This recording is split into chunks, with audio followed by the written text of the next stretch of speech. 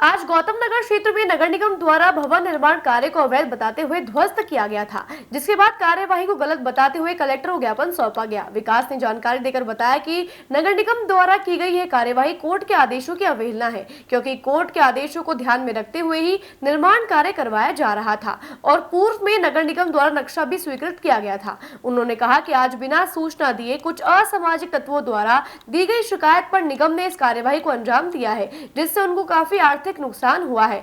इसी के संदर्भ में आज वे कलेक्ट्रेट कार्यालय पहुंचे और जिला कलेक्टर को ज्ञापन सौंपा, जिसके बाद जिला कलेक्टर ने उन्हें उचित कार्यवाही करने का आश्वासन दिया।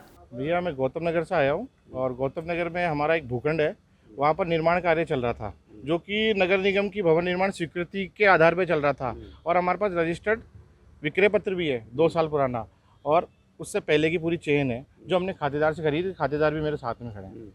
आसपास के जितने भी 15-20 मकान हैं वो इनके और इनके पिताजी के द्वारा ही बेचे गए हैं, तो वो ज़मीन इन्हीं की खातेदारी की है।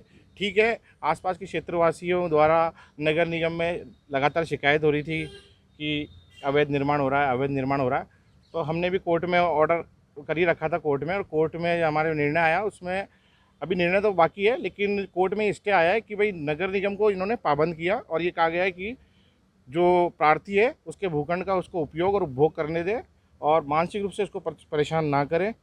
और हमको भी ये कहा गया कि आप भी इस पर अगर निर्माण करते हो तो विधि अनुसार इस पर निर्माण करें। तो हमने इस पर विधि अनुसार निर्माण करने के लिए 1 वर्ष पूर्व इसमें हमने भवन निर्माण स्वीकृति नगर निगम खुद द्वारा हमने ली।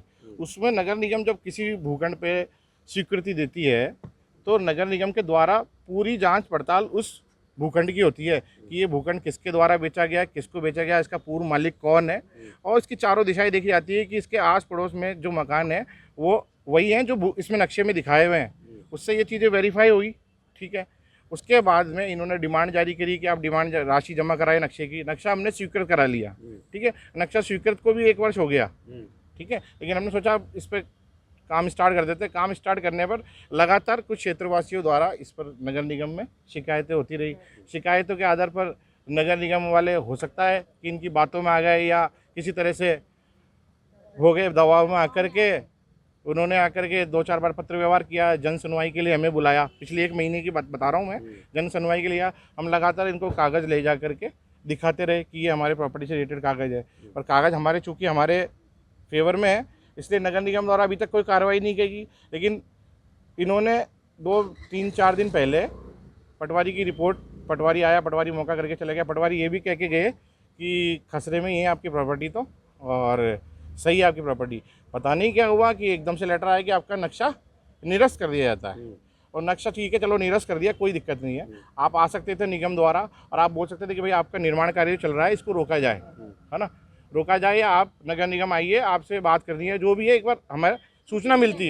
लेकिन बिना सूचित किए और कल पुलिस जाब्ते के साथ में 40 से 50 जने आए और लेंटर लेवल पे काम हो चुका था, उसको आगे क्षतिग्रस्त कर दिया। नगर निगम ने तो कोर्ट के ऑर्डर में ये बोला ही नहीं। वो तो ये बोलता है कि हमारी तो कोई लेना देना ही नहीं है इस ज़मीन से, ये तो आपके क्षेत्रवासी है जो हमारे पास आकर के शिकायत करते हैं, इसलिए हमें आना पड़ता है, बाकी हमारे को कोई लेना देना नहीं है इस भूखंड से।